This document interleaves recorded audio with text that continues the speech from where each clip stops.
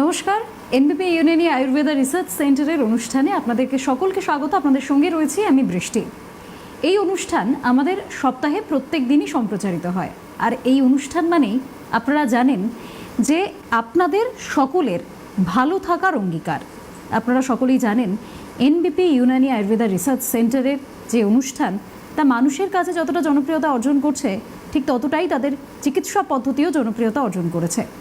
আজ বহু মানুষ তাদের এই চিকিৎসার কারণে সুস্থ হতে পারছেন, সুস্থ জীবন অতিবাহিত করতে পারছেন, সুস্থ থাকতে পারছেন, ভালো থাকছেন। আর তার একটাই কারণ, তাদের চিকিৎসা। সেই চিকিৎসার হাত ধরে যেমন তারা সুস্থ থাকছেন, তেমনই আমাদের অনুষ্ঠানও আপনাদের সকলের কাছে দিন দিন জনপ্রিয়তা অর্জন করছে। আপনারা প্রত্যেকেই এই অনুষ্ঠান প্রত্যেক দিন দেখেন এবং তার সাথে আপনারা এটাও জানেন যে প্রত্যেক দিনের আমাদের এই অনুষ্ঠান আমরা একটি বিষয়ভিত্তিক বিষয় নিয়ে এগোই। সেটা কেমন? একটি বিষয় নিয়ে আমরা আলোচনা করি, কিন্তু আপনারা প্রত্যেকে যখন ফোন করেন তখন নানাবিধ সমস্যার কথা ডক্টরসরা থাকেন, তারা শোনেন, তারা আপনাদের সমস্যার সমাধান করেন। আজকেও তার ব্যতিক্রম নয়। আজকেও আমরা ওই একটা বিষয় নিয়ে এগোবো, তবে আপনারা চাইলেই আপনাদের যে কোনো সমস্যার সমাধান খুঁজতে ফোন করতে পারেন। এখানে ডক্টরস রয়েছেন, তাদের সঙ্গে কথা বলতে পারেন।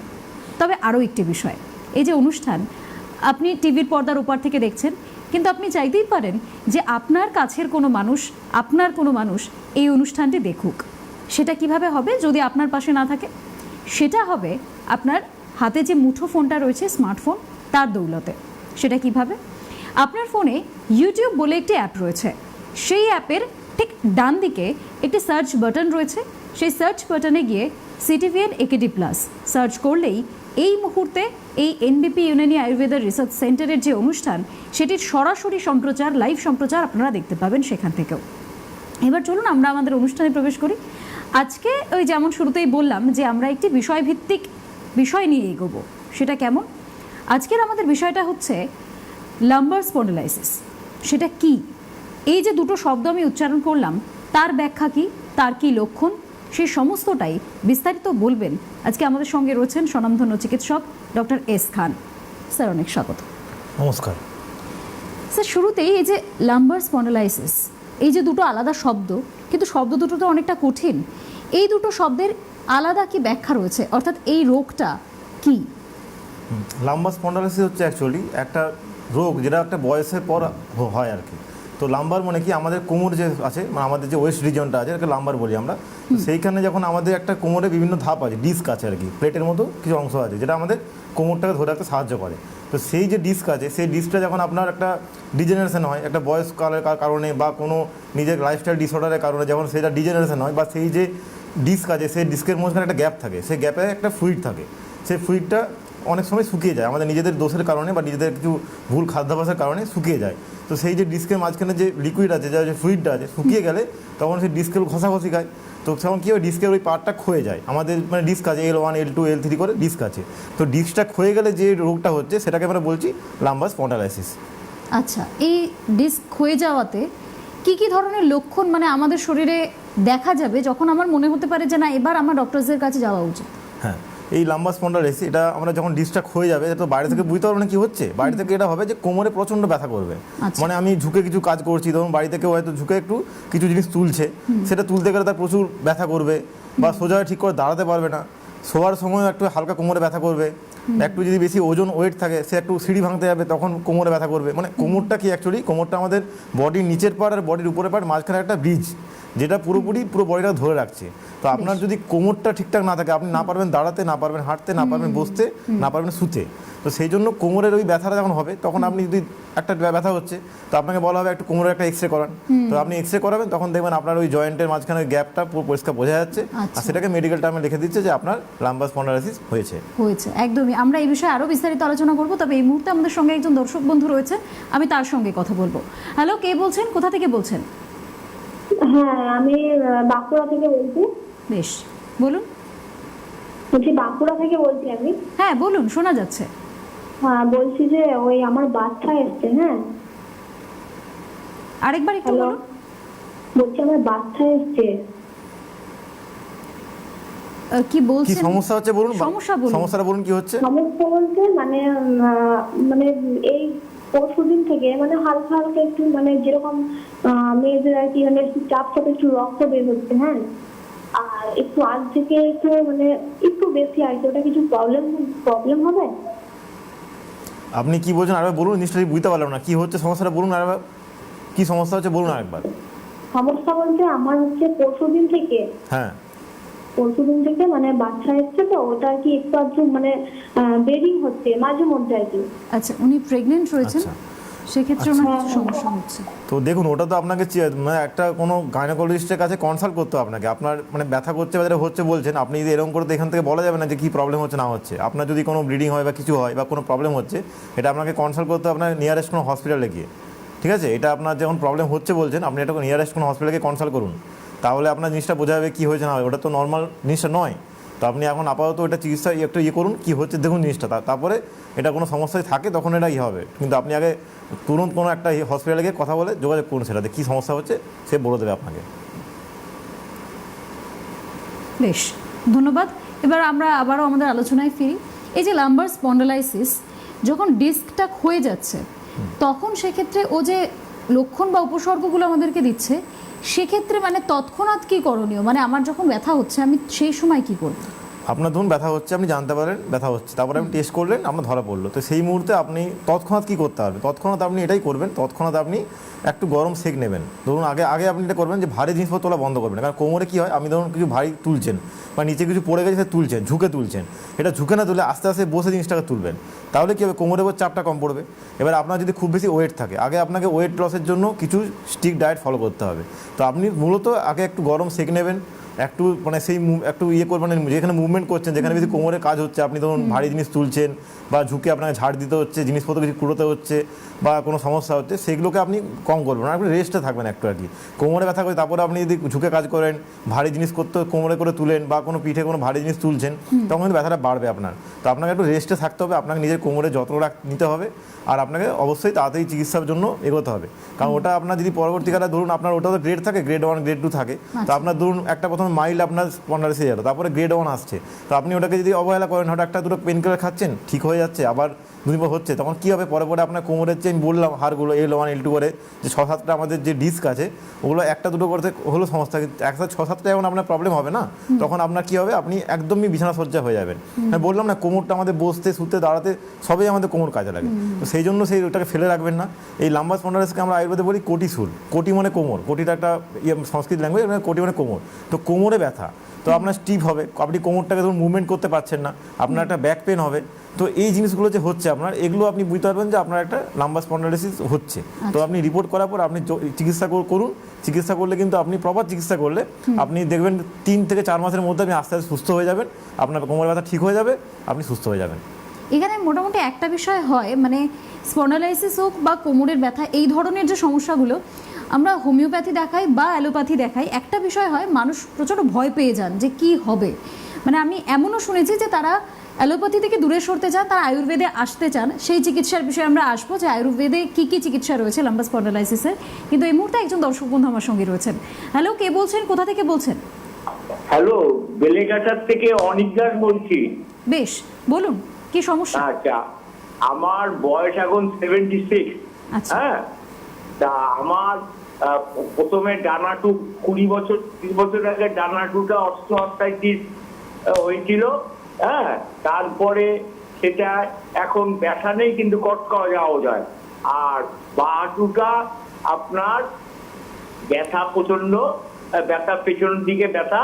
হ্যাঁ, তা হাড় খেয়ে গেছে, অস্টিওআর্থ্রাইটিস, এক্সরে বহু করেছি, বড় বড় ডাক্তার ফেল, অ্যালোপ্যাথিক বহু সাপ্লিমেন্ট খেয়েছি, 20 বছর ধরে কিছু হচ্ছে না। আমি বলছি ডাক্তারবাবুকে যে আমাদের আপনাদের আয়ুর্বেদিকে এই যে কার্টিলেজ খেয়ে গেছে, এটা কি ফিল আপ হয়? এই ডাক্তারবাবু করতে এটা আমার রিকোয়েস্ট, জানলে তাহলে আমি আয়ুর্বেদ ট্রিটমেন্টটা করবো, নাহলে মানে 100% কিওর হয়, ফিল আপ হয় কার্টিলেজ খেয়ে যাওয়াটা। ডাক্তারবাবুর কাছে রিকোয়েস্ট রইল এটা জানার জন্য। আচ্ছা, আপনি এই যে বড় বড় চিকিৎসা করেছেন বলছেন, আপনি কি সেটার কোনো এখন মেডিসিন খাচ্ছেন কিছু, না কিছু খাচ্ছেন না? এখন ওই মেডিসিনের কিছুদিন বন্ধ করেছি। ফুড সাপ্লিমেন্ট, মেডিসিন বলতে ফুড সাপ্লিমেন্ট, দামি দামি ফুড সাপ্লিমেন্ট খেয়েছি। আচ্ছা, ঠিক আছে, আমি বলছি, আপনি শুনুন। দেখুন, আপনি যে ফুড সাপ্লিমেন্ট বলছেন, ফুড সাপ্লিমেন্টে কখনো এই জিনিস ঠিক হয় না। এটা কেন হয়েছে আগে জানতে হবে আপনাকে। আপনি হয়তো জানেনই না কেন এটা হয়েছে। আপনি ফুড সাপ্লিমেন্ট খেয়েছেন, বড় বড় ডাক্তার দেখিয়েছেন, এইসব করেছেন, ওই করেছেন, কিন্তু ঠিক কিছু হয়নি।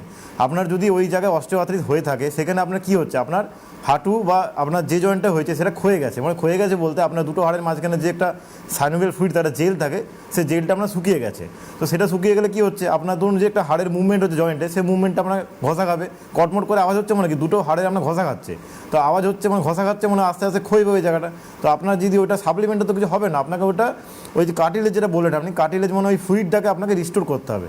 তো রিস্টোর তো বাইরে থেকে তো ইঞ্জেকশন দিয়ে হবে না, আপনাকে সেটার জন্য ট্রিটমেন্ট করতে হবে। এবার আয়ুর্বেদিক চিকিৎসা এটা অবশ্যই আছে, আপনাকে এসে চিকিৎসা করতে হবে, ওষুধ খেতে হবে, কথা শুনতে হবে। আপনার সব কিছু করলে আপনি এই কার্টিলেজ রিস্টোরেশন বা আপনার যে ফ্লুইডটা রিস্টোরেশন হয়ে যাবে, কিন্তু সেটা আপনাকে এসে চিকিৎসা করাতে হবে। আপনাকে 3-4 মাস সময় দিতে হবে। 10 বছরের রোগ 10 দিনে ঠিক হবে না। আপনি এসে চিকিৎসা করান, আপনি সুস্থ হয়ে যাবেন। একদমই। এই একটা কথা ডক্টরসদের কাছ থেকে যে আপনি সুস্থ হয়ে যাবেন, এটাই বোধহয় অনেকটা মনোবল বাড়িয়ে দেয়। আরও একজন দর্শক বন্ধু আমার সঙ্গে রয়েছেন, আমি তার সঙ্গে কথা বলবো। হ্যালো, কে বলছেন, কোথা থেকে বলছেন? আমি হচ্ছে ফলতা থেকে বলছি। বেশ, বলুন কি সমস্যা? ওই হাতের ডান হাতে ওই কুলির ওখানে যন্ত্রণা হচ্ছে। বেশ। ডান হাতে যন্ত্রণা তিন মাস হচ্ছে? থেকে মানে গোটা হাত একই যন্ত্রণা হচ্ছে। আচ্ছা, কতদিন ধরে হচ্ছে এটা আপনার? এটা 1 মাসের মতন এরকম হচ্ছে। আচ্ছা আর ওই ঘুমেরন বলে একরকম ওষুধ, ওটা খেলে কমে যায়, আবার কিন্তু হয়। আচ্ছা, ওই সব ওষুধ আপনি খাবেন না। আগে রোগটা কী হচ্ছে সেটা জানুন, তারপরে আপনি ওষুধ খাবেন। তো ওষুধ পরে, আগে রোগটা কী হচ্ছে না জানতে পারলে আপনি কী করে ওষুধ খাচ্ছেন? আগে রোগটা জানতে হবে কী হয়েছে আপনার। আপনি কোনো একটা ওষুধের নাম বলছেন, সেটাতে আপনি কী আছে আপনিও জানেন না, আমি জানি না, হয়তো সেটা স্টেরয়েড আছে। তখন আপনার কী হবে, ব্যথাটা কমবে, কিন্তু আপনি ওষুধটা ছাড়তে পারবেন না, সারা জীবন খেয়ে যেতে হবে। সাথে আপনার কিডনি, প্যানক্রিয়াস, আরও যে পেটের অন্যান্য জিনিসপত্র আছে সেগুলো অ্যাফেক্টেড হবে। তো আপনার একটা জিনিস ঠিক তো হবে না, উল্টো আরেকটা জিনিস বেড়ে যাবে। তো আপনার যে ব্যথা হচ্ছে, এটার জন্য আপনাকে চিকিৎসা প্রপার করতে হবে। করলে আপনার এটা আস্তে আস্তে সেরে যাবে। ওটা অনেক কারণে হতে পারে। আপনার হয়তো ইউরিক অ্যাসিড জমছে হতে পারে, বা আপনার হয়তো কোনো আর্থ্রাইটিস হচ্ছে। তো সেটা কেন হচ্ছে, কী হচ্ছে, সবটা জেনে আপনার যা সব রিপোর্ট আছে সেগুলো নিয়ে আপনার বাড়ির কাছে যেটা চেম্বারটা হচ্ছে সেখানে আপনি আসুন, এসে চিকিৎসা করুন। করলে আপনি ওষুধ তখন খাবেন, তখন আপনি সুস্থ হয়ে যাবেন। কিন্তু আপনি না জেনে চিকিৎসা করলে আপনার একটা স্টেরয়েড যাবে, আপনি আস্তে আস্তে অন্যদিকে আপনি অসুস্থ হয়ে যাবেন। একদমই তাই। মানে ভুল চিকিৎসা হওয়ার থেকে একটা সঠিক চিকিৎসার জন্য, তার জন্য ডক্টরস রয়েছেন, তাদের সঙ্গে কথা বলতে হবে, পরামর্শ নিতে হবে। আপনাদের সকলকে অনেক ধন্যবাদ ফোন করার জন্য। আমরা আবার একবার আলোচনায় ফিরি। এই যে লাম্বার স্পন্ডালাইসিস, সেটা নিয়ে আমরা আলোচনা করছিলাম যে তার আয়ুর্বেদে কি ট্রিটমেন্ট রয়েছে। হ্যাঁ, লাম্বার স্পন্ডালাইসিস অ্যাকচুয়ালি আমরা যে আয়ুর্বেদের পেশেন্ট দেখি, আমাদের কাছে বেশিরভাগ পেশেন্ট আছে কিন্তু স্পন্ডালাইসিস আর্থ্রাইটিস। আমাদের 90% পেশেন্ট ব্যথা নিয়েই আসে। কারণ অনেকে কী করে, বিভিন্ন জায়গায় ব্যথার চিকিৎসা করলো, করে টোরে লাস্টে হ্যাঁ আয়ুর্বেদে যাবো, আমি সুস্থ হয়ে যাবো। তো এবারে লাম্বার স্পন্ডালাইসিস আয়ুর্বেদের ট্রিটমেন্টটা কী আছে? ট্রিটমেন্ট আছে, আপনি প্রথমে তো আপনি আসুন, আপনার কী হয়েছে না হয়েছে সমস্ত হিস্ট্রি আমরা নেব। নিয়ে আপনাকে ফার্স্টে যা সিম্পল কিছু ওষুধ দেবো, কিছু কথা বলবো, সেগুলো শুনতে হবে। যেগুলো খাওয়া দাওয়া বারণ থাকবে আপনার, ধরুন আপনার যে খাবার দাবার বারণ থাকবে, ফুলকপি, বাঁধাকপি, চিংড়ি মাছ, এই খাবার দাবার বারণ থাকবে। বাইরের যে খাবারে হাই রিচ প্রোটিন থাকে, যে খাবারে হাই ক্যালোরিজ থাকে, অ্যাডেড সুগারযুক্ত খাবার, এগুলো আপনার বারণ থাকবে। আপনার এগুলো শুনতে হবে, এগুলো খাওয়া চলবে না। বেশি ঠান্ডা জিনিস খাওয়া চলবে না। বাসি খাবার, মানে যে খাবারগুলো ধরুন পুরনো হয়ে গেছে, খাবার সে মানে সকালে রান্না করেছে, সন্ধ্যাবেলা সে ঠান্ডা খেয়ে নিচ্ছেন, খাওয়া চলবে না। আপনাকে এগুলো শুনতে হবে। বেশি ভারী জিনিসপত্র তোলা ওঠানামা করা চলবে না, এগুলো করতে হবে। তারপরে আপনার মেডিসিন শুরু হবে। মেডিসিন আপনাকে চলবে, আপনার যেমন ডিজিজটা হয়েছে কিছু দেখে সেটা ডিজিজ চিকিৎসা হবে। তারপরে যদি আপনার মনে হয় যে আপনার খুব বাজে কন্ডিশন আছে, ধরুন অনেক দিন ধরে হয়েছে, 10 বছর 15 বছর ধরে, তখন আমরা আপনাকে আমাদের যে স্পেশাল থেরাপি আছে, পঞ্চকর্মা থেরাপি, সেটার জন্য রিকমেন্ড করবো। কিন্তু সেটা পরে, আগে আপনাকে কিছু মেডিসিন দেওয়া হবে। এরকম না যে আপনি এলেন, আপনাকে ধরে বললাম যে আজ থেকে থেরাপি করুন, সেটা নয়। অনেকের থেরাপি লাগে না, অনেকে এমনি সুস্থ হয়ে যায়। তো আপনাকে এসে আগে চিকিৎসা করতে হবে, সময় দিতে হবে। আর ওই আমি একবার এলাম তারপরে আবার 3 মাস পরে এলাম, এটা করলেও চলবে না। আপনাকে এসে কন্টিনিউ করতে হবে। 3-4 মাসের ব্যাপার। আপনি 3-4 মাসে যদি সুস্থ হয়ে যান, কেন আপনি সেটাকে অ্যাভয়েড করবেন? অনেকে আসে একবার দুবার এলো, দিয়ে আমি অনেক পেশেন্ট দেখেছি যে 15 দিন 20 দিন পর, 1 মাস 2 মাস পর এসে বলছে ব্যথা বেড়ে গেছে। অ্যাকচুয়ালি কোর্সটা কমপ্লিট হচ্ছে না। আমরা যেমন অনেকে শুনেছি অ্যান্টিবায়োটিকের কোর্স কমপ্লিট করতে হয়, সেরকম আমাদের আয়ুর্বেদিক মেডিসিনের কোর্স থাকে। কোর্সটা কমপ্লিট করার পর আপনাকে আমরাই বলবো যে আপনাকে ওষুধ খাওয়ার দরকার নেই, আপনি সুস্থ হয়ে গেছেন, আপনার কোনো প্রবলেম নেই, আপনি এবারে এমনি থাকতে পারবেন। কিন্তু আপনাকে ওষুধের কোর্সটা কমপ্লিট করতে হবে। তারপরে যদি থেরাপি লাগে, থেরাপি দিয়ে আপনি একদম পুরোপুরি সুস্থ হয়ে যাবেন। আপনি আগের মতো হাঁটাচলা করতে পারবেন, সব কিছু করতে পারবেন। কিন্তু আপনাকে যেগুলো বললাম সেগুলো আপনার শুনে চলতে হবে, তাহলে আপনি সুস্থ হয়ে যাবেন। চিকিৎসকেরা যেরকমভাবে বলবেন সেভাবে চললে তাহলেই অনেকটা সুস্থ হওয়া সম্ভব। আমি তার আগে এই যে আয়ুর্বেদিক সমস্ত চিকিৎসা পদ্ধতি রয়েছে, সেই পদ্ধতিগুলো পেতে গেলে কোন কোন জায়গায় আপনারা যেতে পারবেন, কোন কোন জায়গায় আপনাদের একদম হাতের কাছে হবে, এনবিপি ইউনানি আয়ুর্বেদিক রিসার্চ সেন্টার কোথায় কোথায় রয়েছে, সেই তালিকাগুলো একবার আপনাদেরকে বলে দিই, তালিকা সাথে ডেটটাও থাকবে, সেই ডেটটাও আপনারা শুনে নিন। 24শে ফেব্রুয়ারি হেরিয়া ডক্টর বি শর্মা তিনি থাকবেন।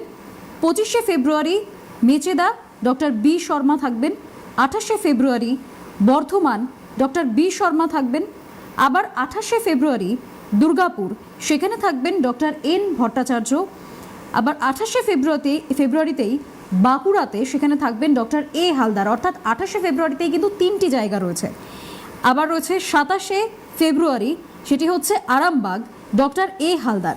এটা হচ্ছে ফেব্রুয়ারি মাস পর্যন্ত। এরপর আমি মার্চে যাচ্ছি। 1 মার্চ সেটি হচ্ছে কোচবিহারে ডক্টর বি শর্মা, তিনি থাকবেন। 1 মার্চ এই 1 তারিখেই বোলপুর ডক্টর এন ভট্টাচার্য তিনি থাকবেন 1 তারিখেই। আবার তার সঙ্গে পুরুলিয়াতেও চেম্বার রয়েছে, সেই চেম্বারটি সেখানে থাকবেন ডক্টর এ হালদার। এরপর 1 তারিখে 3টে চেম্বারের পর 2 তারিখের চেম্বার। 2রা মার্চ ঝাড়গ্রাম, সেখানে থাকবেন ডক্টর এ হালদার। 5ই মার্চ বনগাঁ, সেখানে থাকবেন ডক্টর এস ভাদুরী। 6ই মার্চ ক্যানিং, সেখানে থাকবেন ডক্টর এ হালদার। 7ই মার্চ আসানসোল, সেখানে থাকবেন ডক্টর বি শর্মা। 7ই মার্চ খড়গপুর, সেখানে থাকবেন ডক্টর এন ভট্টাচার্য। 7ই মার্চ শিলিগুড়ি, সেখানে থাকবেন ডক্টর এস ঘোষাল। 7ই মার্চ বহরমপুর, সেখানে থাকবেন ডক্টর এ হালদার। 8ই March Kakdwip, doctor N Bhattacharya. 8ই March Krishnanagar, doctor A Haldar. 9ই March Haldia, doctor A Haldar. 9ই March Dibrugarh, doctor S Ghoshal. এবার 9 তারিখের পর আবার 13 তারিখ। 13ই March Raiganj, doctor S Ghoshal. 15ই March Medinipur, doctor B Sharma. 21শে March Agartala, doctor B Sharma. 22শে March Gangarampur, doctor S Ghoshal. 22শে March Jamshedpur, doctor S Bhaduri. 22শে March Guwahati, doctor B Sharma. 22শে মার্চ শিলচরেও একটি চেম্বার রয়েছে, সেখানে বসবেন ডক্টর এন ভট্টাচার্য। এই হচ্ছে ফেব্রুয়ারি থেকে মার্চ মাস পর্যন্ত তালিকা, যেখানে ডক্টরসরা বসবেন, সেই ডেটও আমরা আপনাদেরকে জানিয়ে দিলাম। এবার আমরা আবারও একবার আলোচনায় ফিরবো, সেটা হচ্ছে এই যে চিকিৎসা পদ্ধতি, আপনি যে জায়গাগুলো বলছেন যে খাওয়া দাওয়া ম্যানেজমেন্ট করতে হবে, ডক্টরসরা যেরকম বলবেন সেভাবে চলতে হবে, এই বিষয়টা আমরা আবারও আলোচনায় ফিরবো। আমাদের সঙ্গে আরও একজন দর্শক বন্ধু রয়েছেন, আমি তার সঙ্গে কথা বলবো। হ্যালো, কে বলছেন, কোথা থেকে বলছেন? হ্যালো, আমি সন্তোষ দিবই বলছি, সাইথিয়া বীরভূম থেকে। বেশ, আপনার বয়স কত? আমার বয়স হচ্ছে 30। বেশ, এবার সমস্যা বলুন। বলছি, আমার পিঠে যে শিরদাঁড়া আছে, শিরদাঁড়ার মাঝখানে দীর্ঘদিন ধরে প্রচন্ড ব্যথা, এবং শিরদাঁড়ার বাঁ দিক এবং ডান দিক দুদিকেই ব্যথা করে প্রচন্ড। আচ্ছা, এটা কতদিন ধরে হচ্ছে? এটা প্রায় 1 বছর ধরে হচ্ছে। আর গত 2-3 বছর ধরে আমার হঠাৎ করে মানে পেট বাড়তে থাকে, ভুঁড়ি প্রচন্ড বেড়ে যাওয়ায় আমার ঘুমাতেও প্রচন্ড প্রবলেম হয়। আচ্ছা, আপনার যে সমস্যাটা হচ্ছে, কোনো এটার জন্য চিকিৎসা করছেন? চিকিৎসা আমি এক্সরে করেছিলাম ডাক্তার দেখিয়ে, তো তারপর তো আমাকে এমআরআই এর সাজেশন দিয়েছে। আচ্ছা, তো এবার পেন কিলার যখনই খাচ্ছি না তখনই কমে যাচ্ছে। মানে আমি আমার অসুবিধাটা কখন হয়, রাত্রে শোয়ার সময়। তো রাত্রে শোয়ার আগে যদি আমি পেন কিলার খেয়ে ঘুমাই, তাহলে আমি সকাল পর্যন্ত ঠিক থাকি। আর যেদিন আমি খাই না, সেদিন মাঝ রাত্রে ঘুম ভেঙে যায়, মানে ব্যথাতে। শুনুন, দেখুন, এটা তো সমস্যার সমাধান হচ্ছে না, এটা তো আপনি একটা নির্ভর হয়ে যাচ্ছে মেডিসিনের প্রতি। আপনার তো একটা নির্ভরতা হয়ে যাচ্ছে মেডিসিনটার প্রতি। আপনাকে সারা জীবন ওরকম করে খেতে হবে, আর পরবর্তীকালে পেন কিলার কাজ করবে না, আপনাকে আরও ডোজ বাড়াতে হবে এটার জন্য। তো আপনি এটা চিকিৎসাটা ঠিকঠাক করে করুন। কেন হচ্ছে সেটা জানতে হবে আপনাকে, যে কেন আপনার মানে পিঠে ব্যথা হচ্ছে, কেন আপনার সিদ্ধারা ডান দিকে বাদিকে ব্যথা হচ্ছে। তো এটা আপনাকে প্রপার চিকিৎসা করতে হবে। এটা হচ্ছে আপনার অ্যাকচুয়ালি, আপনার হয়তো দেখবেন রিপোর্টে এসছে আপনার স্পন্ডাইলোসিস এসছে আর কি। যেমন আজকে আমরা বলছি লাম্বার স্পন্ডাইলোসিস, সেটা কোমরে ব্যথা, সেটা আপনার পুরোপুরি স্পাইন যে আছে, লাম্বার স্পাইন যেটা স্পাইনাল কর্ড আছে, সেখানে আপনার কোনো ডিজেনারেশন এসছে, তো এই জন্য ব্যথাটা হচ্ছে। তো এটা আপনাকে চিকিৎসা করতে হবে, প্রপারলি চিকিৎসা করতে হবে। আর ঠিকঠাক করে আপনাকে যখন রাতে ঘুমোতে যাচ্ছেন, খুব বেশি উঁচু বালিশ বা খুব বেশি উঁচু ইয়েতে ঘুমোবেন না। একদম সিম্পল একটা বিছানাতে ঘুমবেন, যেটা বালিশটা একদম পাতলা বালিশ হবে। আর পিঠে বেশি ভারী কোনো জিনিসপত্র আপনি বইবেন না, এই জিনিসগুলো করুন। আর আপনাকে এটা চিকিৎসা করতে হবে। এটার জন্য আমাদের আয়ুর্বেদে বললাম যে একটা পঞ্চকর্মা থেরাপি আছে, যেক্ষেত্রে আপনার পেনটা প্রচুর বেড়ে গেছে, পেন কিলারের থেকে ওই থেরাপিটা করুন, আপনি অনেক ভালো হয়ে যাবেন। ওটা অনেক আরও বেশি কাজ করবে, আপনাকে সুস্থ করে দেবে। পেন কিলার খেলে কী হবে, আপনার কিডনি এফেক্টেড হবে, আপনার প্যানক্রিয়াস এফেক্টেড, আপনার লিভার এফেক্টেড হবে। পরবর্তীকালে এগুলোর জন্য আমাকে মেডিসিন খেতে হবে। তো আপনি এইরকম একটার পর রোগের আপনি মেডিসিন না খেয়ে আপনি তাড়াতাড়ি সুস্থ হতে চান, যদি 3-4 মাসে সময় দিন, আপনি সুস্থ হয়ে যাবেন। একদমই। এই সুস্থ হয়ে যাবেন এই কথাটা আমি আগেও বললাম, এই কথাটা ডক্টরসদের কাছ থেকে শোনাটা মনোবল যেমন অনেকটা বেড়ে যায়, তেমন আমি সুস্থ হব এই বিশ্বাসটা নিজের মধ্যে চলে আসে। আমি আলোচনাটা চাইছি যে এই যে লাম্বার স্পন্ডালাইসিস এর সাথে আয়ুর্বেদিক ট্রিটমেন্টসে যদি এবার আমরা যাই, কী কী চিকিৎসা পদ্ধতি রয়েছে? আয়ুর্বেদিক ট্রিটমেন্টসে আমরা এটা প্রথমে তাকে মেডিকেশন দেবো, মানে মেডিসিন দিয়ে ট্রিটমেন্ট শুরু করব। তারপরে তার যে সিভিয়ারিটি আছে, মানে পেশেন্টের কতটা কি ইমপ্রুভ হচ্ছে, কতটা কি না হচ্ছে, বা পেশেন্টের প্রচুর পেন হচ্ছে, একটা পেশেন্টের ব্যাপার থাকে তো, রিপোর্ট কিছু করতে দেওয়া হয়, সেই জন্য সেটা দেখে পেশেন্টকে আমরা থেরাপির জন্য বলি। এবার থেরাপির মধ্যে আমাদের অনেক ভাগ আছে, পঞ্চকর্ম মানে 5টা কর্ম তার মধ্যে আছে। তো সেই পেশেন্টের উপর পঞ্চকর্ম করা হয়, সেই পেশেন্টকে পঞ্চকর্মের জন্য একটা টাইম দেওয়া হয়, একটা বলা হয়, সেটা পেশেন্টকে পঞ্চকর্ম করতে বলা হয়, সাথে কিছু ডায়েট ফলো করতে বলা হয় যে এগুলো আপনি খাবেন, এগুলো আপনি খাবেন না। এগুলো ফলো করে মোটামুটি মেডিকেশন আর পঞ্চকর্ম থেরাপি নিলে এই যে ওর যে সমস্যাটা হচ্ছে আর কি, যে কারণে ওই যে কার্টিলেজ রিস্টোরেশন বলি, বা আমরা ওই ফ্লুইড রিস্টোরেশন বলি, বা হাড় ক্ষয়ে যাচ্ছে সেই ক্ষয়টাকে বন্ধ করার জন্য বলি, মানে মূল কথা হচ্ছে গোড়া থেকে চিকিৎসার। একটা কি হয়, একটা রোগ হচ্ছে, সেই রোগটা দুরকম চিকিৎসা হয়। একটা হচ্ছে রোগটাকে থামিয়ে দেওয়া, যে একটুক্ষণ থেমে থাকুক, তারপরে যে ওই যে একটু আগে উনি ফোন করে বললেন না যে আমি পেন কিলারকে ঘুমোচ্ছি, সারা রাত ঘুমোতে পারছি, আবার ঘুমোতে পারছি না। তো এই যে জিনিসটা হচ্ছে, এটা তো ট্রিটমেন্ট হচ্ছে না, নির্ভরশীলতা যাচ্ছে, মানে ওনাকে মেডিসিন খেতে হবে। এবার আজকে উনি হয়তো 500 খাচ্ছেন, কালকে 1000 খাবেন, তারপরে দিন 2000, এ করে ডোজ বাড়তে থাকবে। তো মেডিসিনের যেমন ডোজ বাড়তে থাকবে, সাথে সাথে ওনার যে মেডিসিনটা যাচ্ছে পেটে, সেটা কিডনি এফেক্ট করবে, লিভার এফেক্ট করবে, ভবিষ্যতে আরও অনেক সমস্যা বাড়বে। তো এই জন্য ওনাকে কী করতে, চিকিৎসা যদি উনি করেন আমাদের আয়ুর্বেদে, আমরা তো এরকম ডোজ বাড়ানো মেডিসিন দেবো না, আমরা কিছু চিকিৎসা করবো, মেডিসিন দেওয়া হবে, কিছু ফলো করতে বলা হবে। সাথে আমাদের যে থেরাপি বললাম, থেরাপিটা হচ্ছে একরকম বডিকে পুরো সার্ভিসিং করে দেওয়া বলতে হবে, বডিকে একদম পুরো করে দেওয়া, ঠিক করে দেওয়া। তো আস্তে আস্তে থেরাপিতে করতে গেলে উনি দেখবেন যে 1 মাসের মধ্যে অনেকটা ইমপ্রুভ করে গেছে। তারপরে ওনাকে আরও 3-4 মাসের ট্রিটমেন্টটা আস্তে আস্তে মেডিসিন বন্ধ করতে হয়, যেটা আমি একটাকে বলছিলাম। তো করলে আস্তে আস্তে পেশেন্ট সুস্থ হয়ে যাবে। অনেক পেশেন্ট আসছে 3-4 মাস হয়ে সুস্থ হচ্ছে, তার কোনো সমস্যা নেই, আর সুস্থ হয়ে যাচ্ছে, তারা বলছে যে আমরা সুস্থ হয়ে যাচ্ছি। তো এরকম করলে সুস্থ হয়ে যাবে পেশেন্ট। বেশ, এবার আমি আর একজন দর্শক বন্ধু আমাদের সঙ্গে রয়েছেন, আমি তার সঙ্গে কথা বলবো। হ্যালো, কে বলছেন, কোথা থেকে বলছেন? আমি কিঙ্কর দেবনাথ বলছিলাম ত্রিপুরা থেকে। তো বলছিলাম আমার বোনের আপনার ঘাড়ের নিচে বড় করে একটা ফোলার জায়গা রয়েছে। তো আমাদের এখানে দৃষ্টি হসপিটালে যখন আমি গিয়েছিলাম বোনকে নিয়ে, তখন কি হয়, ডাক্তার বলেছিল স্পন্ডালাইসিসের সমস্যা রয়েছে, হালকা পাতলা কিছু মেডিসিন দিয়েছিল 1 মাসের মতো।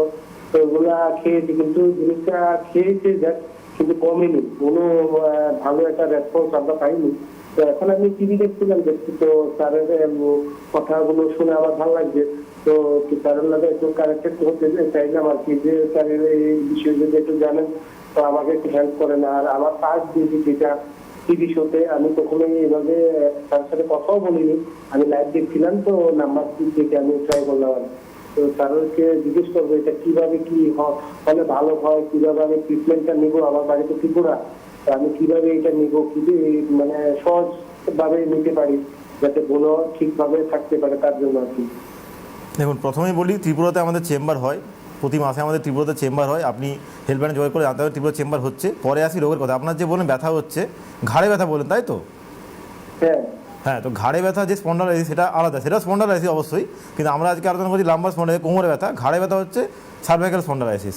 তো এই যে জিনিসটা হচ্ছে, ঘাড়ে ব্যথাটা আমাদের কিন্তু স্পাইনাল করে একদম উপরে পার্ট, মানে টিপ অফ দ্য পার্ট বলতে গেলে, আর কোমরটা আমাদের স্পাইনাল করে একদম লোয়ার পার্ট।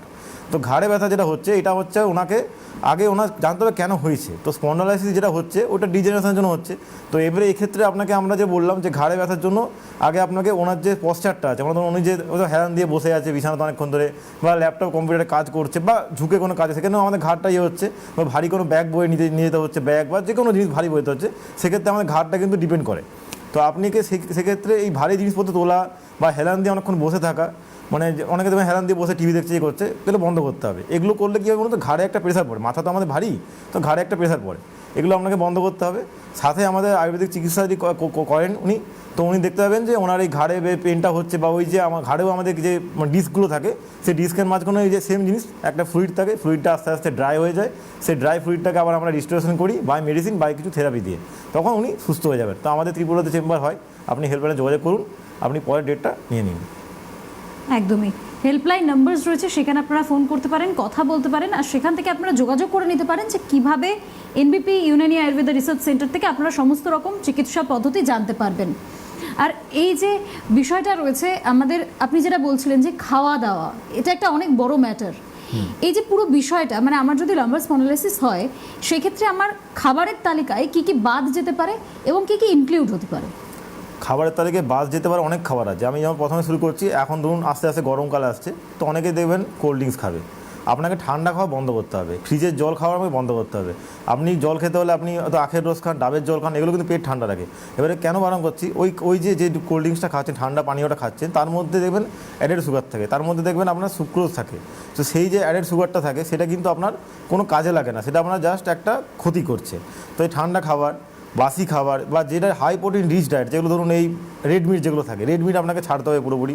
বা যেটা প্যাকেটজাত খাবার, যে প্যাকেটজাত খাবার ধরুন হয়তো 1 মাস আগে প্যাকেটজাত করা হয়েছে, তার হয়তো এক্সপায়ারি ডেট আছে 2 মাস পরে, কিন্তু সেই খাবারটা কিন্তু অনেকটা গুণাগুণ কম থাকে। সেটা কিন্তু আমাদের ওই জয়েন্টে যে বললাম ফ্লুইডটা থাকে, সেটা শুকোতে সাহায্য করে। একদম ঠিক শুনে, ফ্লুইডটা শুকোতে সাহায্য করে সেই খাবারটা। তো এই খাবারগুলো আপনি অ্যাভয়েড করুন। বাড়ির খাবার খান, আপনি যে গ্রিন ভেজিটেবলস আছে সেগুলো খান, বাড়ির সিজনাল ফল খান, আপনি ঠিকঠাক করে জল খান। এমনি যে বাড়ির খাবার সবাই আমরা খাই, সেই খাবারটা খান। মানে বেশি তেল ঝাল মশলা খাবার বন্ধ করুন। তেল ঝাল মশলা খাবারও সমস্যা হবে। অয়েলি যত খাবার খাবেন না, তত আপনার স্কিন ড্রাই হবে। স্কিনের সাথে সাথে আপনার জয়েন্টের মধ্যেও যে আপনার ধরুন ফ্লুইড আছে সেগুলো ড্রাই হবে। তো এরকম তো এখন খাওয়া দাওয়ার ফুড হ্যাবিটটা একদম পুরো আপনাকে চেঞ্জ করতে হবে। আপনাকে ফাস্ট ফুডকে অ্যাভয়েড করে আপনাকে যে খাবারটা দীর্ঘ সময় ধরে বানানো হচ্ছে সেই খাবারটা খেতে হবে। সেই খাবারটা টেস্টি না হলেও সেই খাবারটা আপনার শরীরে কাজে লাগবে। আপনাকে বাইরের খাবার পুরোপুরি ছাড়তে হবে। আপনি বাড়ির খাবার খান, একটা লিমিটে খাবার দাবার খান। খাবারের দাবারের যে গ্যাপটা থাকে সেটা ঠিক রাখুন। কারণ আপনি যত বেশি বাসি খাবার খাবেন, যত বেশি একটা মানে আগের খাবার খাবেন, সেই খাবারটা আপনার শরীরে ক্ষতি করবে। সেই খাবারটা আপনার যে মানে জয়েন্ট পেন বাড়াতে সাহায্য করবে। তো এই খাবারগুলো অ্যাভয়েড করলে আপনি যে বাকি যে খাবার দাবার আছে, এরকম না যে আপনার খুব দামি দামি খাবার খেতে হবে। আপনি বাড়ির মধ্যে যে খাবার আছে সেই খাবারই তো খেয়ে এতদিন ছিলেন, সেই খাবারগুলোই খান, আপনি দেখবেন ভালো থাকবেন। একদমই। আমরা একটা তালিকা তো আপনাদেরকে বলেইছিলাম ফেব্রুয়ারি থেকে মার্চ মাস পর্যন্ত, যে এই তালিকা ধরে ধরে আপনারা সেই চেম্বারগুলোতে যেতে পারবেন। তার পাশাপাশি আমি হেড অফিসের জায়গাগুলো একটু বলে রাখি, সেগুলো আপনাদের অনেক সাহায্য হবে। হেড অফিস মধ্যমগ্রামে, হাওড়া, শিবপুর, বাল্টিকুড়ি বাজার, এই হচ্ছে ঠিকানা। তার পাশে কলকাতাতে হাতিবাগান, হাজরা মোড়, এটি হচ্ছে কলকাতার ঠিকানা, সেখানেও আপনারা যেতে পারেন। এর পাশাপাশি আপনারা এই জায়গাগুলোতে যে যাবেন, কিভাবে চিকিৎসা পদ্ধতি সেখান থেকে গ্রহণ করবেন, সেই সমস্ত কিছুর হেল্পলাইন নাম্বার রয়েছে, একদম হেল্পলাইন নাম্বার, সেটা হচ্ছে 9830235527।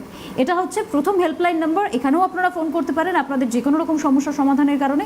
আরও একটি হেল্পলাইন নাম্বার রয়েছে, সেটি হচ্ছে 9830235537।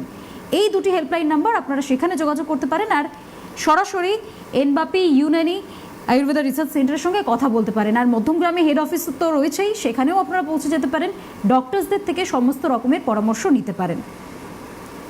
আমি আরও একবার চেম্বারগুলো একটু বলে দিচ্ছি, কোথায় কোথায় কত তারিখে চেম্বার রয়েছে।